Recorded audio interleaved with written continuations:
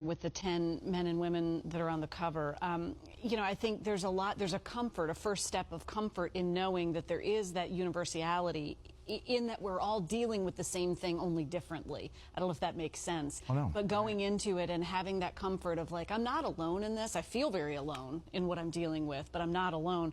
But you need to make a plan to start taking those first steps to deal with your situation. Exactly, and I love the way that you put that. It reminds me of my old college football days. You know, if I walk in there without a game plan, we obviously lost the game. So this is what we need to do every day, have a battle plan in facing our day, and it starts the night before, okay? You don't want to build an airplane while you're in flight or, work on your boat while you're in the ocean. So let's start journaling. What if we write down how we actually feel rather than how we want to feel on paper? This way we can kind of come to grips with our own shortcomings. This will allow us to actually walk into the next day with a battle plan, a nice to-do list. But we can't be rigid in this plan. We have to be able to have some flexibility. It's almost like in the road of life, if we see a detour, it's okay to take that detour and realize that we'll get to our destination rather than be so rigid in our plan that we end up doing what we want to do with pride and then we end up driving into a ditch.